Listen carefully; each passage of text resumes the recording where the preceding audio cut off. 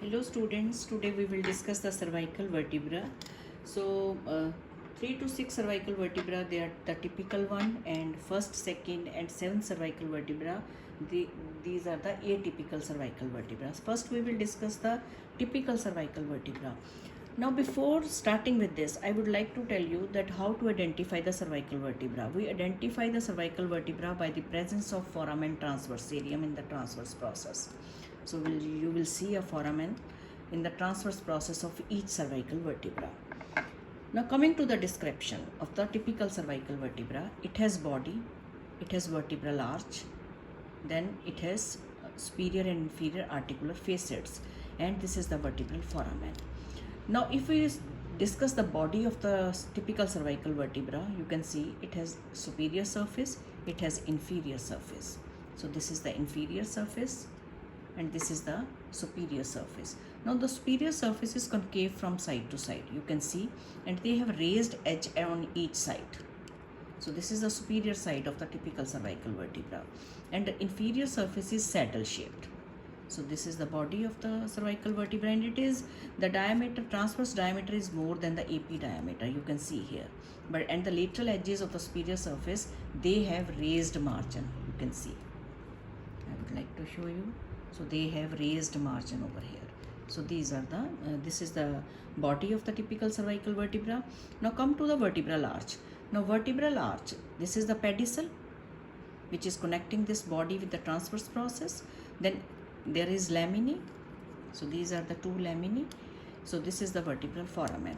Now if we see the pedicel and laminae where they are joining with each other to form or to complete the vertebral arch, so there are facets. Now this is the superior articular facet which is directed backward and it is directed upwards, you can see. So they are directed backward and upwards. They have inferior articular facets, you can see here, they are directed forward and downward. So these are the superior and inferior articular facets. Now the laminae, they are short, and the spine of the typical cervical vertebra is bifid, and this notch is filled by ligamentum nuchae. Now coming to the important attachment of this vertebra, the anterior and posterior longitudinal ligament, they are attached to the upper and lower border of the body.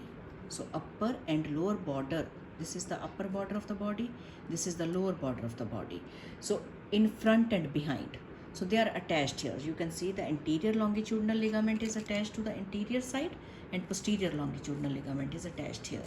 And ligamentum flavum is attached to the upper border and lower part of the anterior surface. So ligamentum flavum is attached. Then foramen transversarium. So this is the foramen transversarium which transmits the vertebral artery, vertebral vein and branch of the inferior cervical ganglion. So that is important. So what are the structure passing through this is, that is vertebral artery, vertebral vein and branch of inferior cervical ganglion. So these are the structure passing through the foramen transversarium. Now if we see the transverse process, now this transverse process has anterior root, it has posterior root. In the center there is foramen transversarium, and these anterior and posterior root, they are ending into tubercles. So this is the anterior tubercle, you can see here. So anterior tubercle, this is the posterior tubercle. So this anterior and posterior tubercle, they are connected by costotransverse bar. Is it clear? Now this anterior tubercle is giving origin to the scalenus anterior muscle, longus capitis, oblique part of the longus colli. So you can just remember main important muscle, that is scalenus anterior and longus capitis. Then posterior tubercle, it gives origin to the scalenus medius and posterior, means scalenus anterior is getting origin from the anterior tubercle, and from the posterior tubercle scalenus medius and posterior, then levator scapulae, then longissimus cervicis, splenius cervicis and iliocostalis. So I would like to tell you that you just remember that to the anterior tubercle, at your level you can can say, you can take or give concentration to one or two attachment to the each tubercle. So this two anterior tubercle scalenus anterior is attached, to the posterior tubercle the scalenus medius and posterior is attached. In addition to the scalenus anterior, longus capitis is attached over here, and here levator scapulae is attached. So these are the important muscles. Now this spine is giving origin to the deep muscles of the neck. So this is all about the typical cervical vertebra. So it has body, it has vertebral arch, it has transverse process, it has laminae, then spine. What is important regarding cervical vertebra is they have foramen transversarium, through which the vertebral artery, vein and branch of the inferior cervical ganglion it passes. Is it clear? Now this transverse process, because of the presence of this foramen transversarium, is divided into anterior and posterior root. They are ending into tubercles, and these tubercles are connected by costotransverse bar. So what is important regarding this costotransverse bar is that it is grooved by the anterior primary rami of corresponding cervical nerve. Suppose if C5 is there, so anterior primary rami will groove this structure over here. So this is important. Now coming to the ossification, it ossifies from 3 primary and 6 secondary center. So primary center is 1 for body and 2 for each half of the vertebral arch. So vertebral arch is completed by the pedicel, articular facet and laminae. So each half, these two primary centers, they are for each half of the vertebral arch. Then they fuse posteriorly by first year, and they are with the body, they are fused by the age of 3 years. So this is regarding the ossification. Now, that is primary centers. Then coming to the secondary centers. Now secondary centers, these are 2 for upper and lower surfaces of the body, 2 for the tips of the transverse processes, and 2 for the bifid spine. So 2 for the body, 2 for the transverse processes, and 2 for the spine. So there are 6 secondary center. They appear during puberty, and they fuse with the rest of the vertebra by the age of 25 years. So this is regarding the typical cervical vertebra. Now coming to the first cervical vertebra.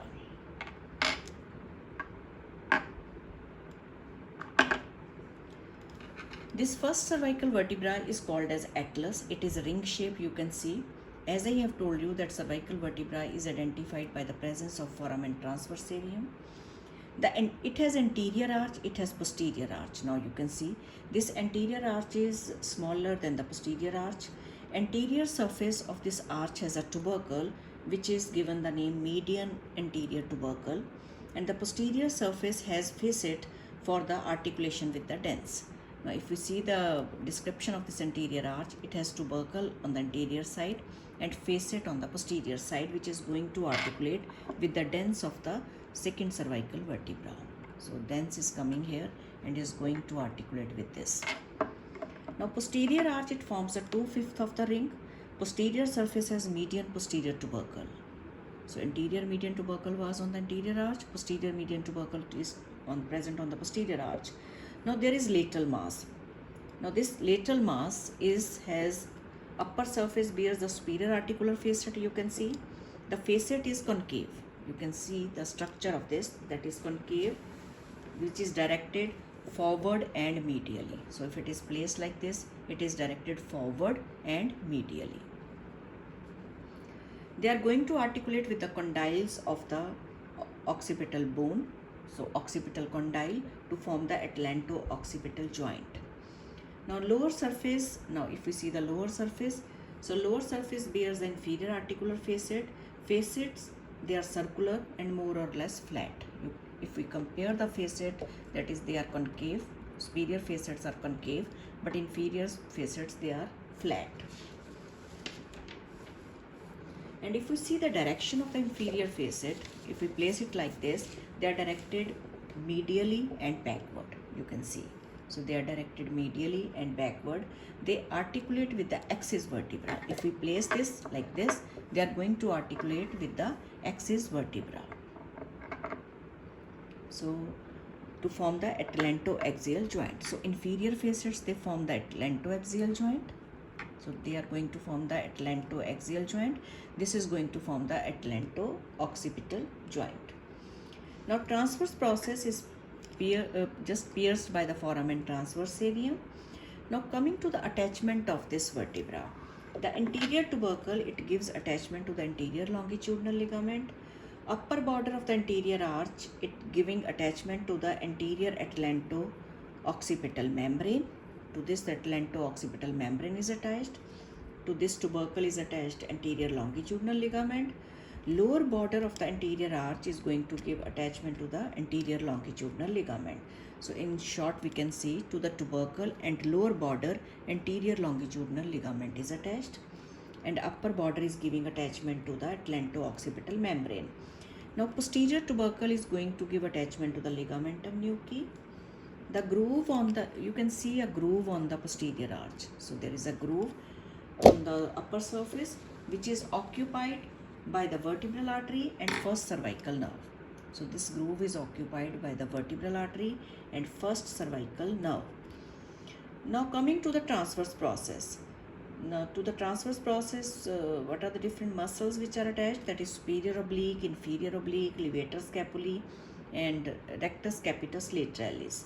So superior oblique, inferior oblique and levator scapulae, they are the main muscle which are attached to the transverse process.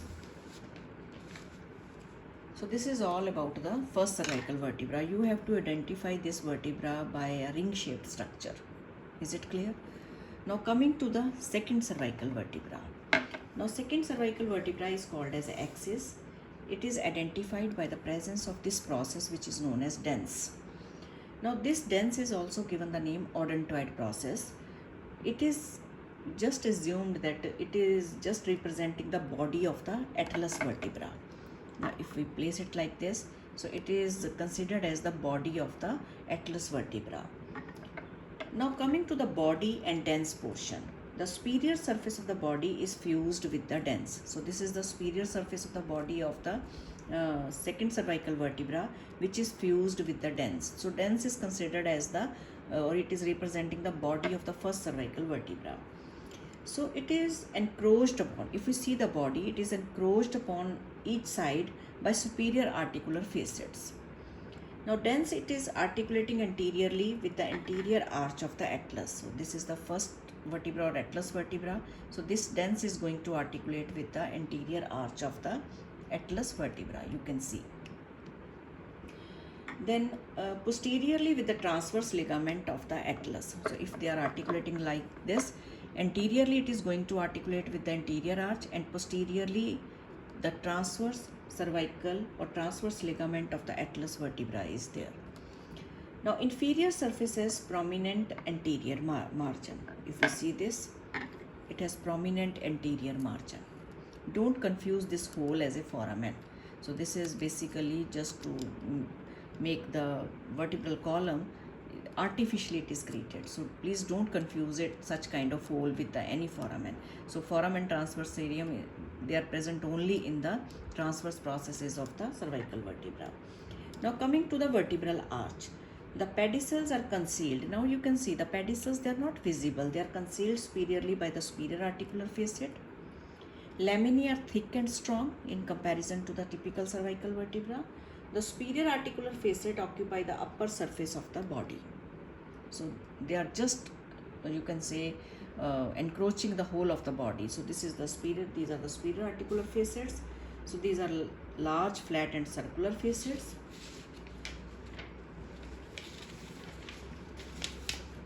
Now coming to the inferior articular facets, you can see they lie posterior to the transverse process. So if this is the transverse process of the vertebra, so they are lying posterior to it. They are directed downward and forward. You can see the direction of the facet. Then transverse process, they are small, having the foramen transversarium. Then spine is large, thick and very strong. You can see in comparison to the typical cervical vertebra, the spine is, in this the spine is short, but this is large, broad and thick. Now coming to the attachment of the dens, that is to the apex, the apical ligament is attached. On each side the alar ligament is attached, and on the posterior side the transverse cervical ligament is there. The anterior surface of the body is giving attachment to the anterior longitudinal ligament. Posterior surface is going to give attachment to the posterior longitudinal ligament. Now laminae, they are going to give attachment to the ligamentum flava. The spine is going to give attachment to the ligamentum nuchae and the deep muscles of the neck. So ligamentum flavum is attached to the upper margin and the lower margin of this laminae portion. So this is all about the second cervical vertebra. Now coming to the seventh cervical vertebra. Now if we compare the typical vertebra from the seventh, so what are the demarcating features? You can see the seventh cervical vertebra has a long spine, you can see here, in comparison to the typical one. Now spine is thick in this case, but in this case the spine is thin. It is long in this case, seventh cervical vertebra, and it is nearly horizontal. If we see from the side view, you can see the spine, it is nearly horizontal and it is just going downward. Then is that this spine is ending into a tubercle. You can see there it is ending into a tubercle, and here the spine is bifid. In typical cervical vertebra, it is bifid. Foramen transverse cerium is relatively small, you can see, in comparison to the typical one. So it is small, and sometimes double may be there, so sometimes entirely it may be absent. So you identify the typical cervical vertebra by the presence of the long spine which is running horizontally and ending into tubercle, and moreover the foramen transverse cerium is there. But if foramen transverse cerium is not there, how to differentiate this vertebra from the thoracic vertebra? In the thoracic vertebra, you will look for the facets, costal facets on the body of the thoracic vertebra. So if foramen transverse cerium is absent in the cervical vertebra, otherwise the foramen transverse cerium is the differentiating feature for the cervical vertebra. Now the tip of the spine is giving attachment to the ligamentum nuchae, trapezius muscle and muscles of back. The transverse process, they transmit only the accessory vertebral vein. Through this vertebral artery is not passing. So vertebral artery is running into the foramen transverse cerium of rest of the vertebra. So they don't pass through the seventh cervical vertebra. They are just starting from the C6 and they are running through that foramen transverse cerium. But in this case, the foramen transverse cerium is transmitting an accessory vertebral vein. So this is all about the vertebra. Ossification we have discussed with the typical cervical vertebra, that it has 3 primary centers and 6 secondary centers. So this is all about the cervical vertebra. So I want to give a quick review of this thing. That is cervical. First important thing is the cervical vertebra, they are identified by the presence of foramen transverse cerium. One thing. Second is 3 to 6 they are typical, and first, second and seventh they are atypical. Rest of the feature, if we see or if we compare that rest of the vertebra, thoracic vertebra like lumbar vertebra, they have body, vertebral arch, transverse process and spine. But only demarcating feature for cervical vertebra, for typical cervical vertebra, is presence of the foramen transverse cerium. And the transverse process is just divided into anterior and posterior root, ending into anterior and posterior tubercle, giving attachment to the different muscles. So atypical one, they are the first is ring shape, second is having the odontoid process to identify the second cervical vertebra, and seventh cervical vertebra has a long spine which is ending into tubercle. So this is all about the cervical vertebra. Thank you very much.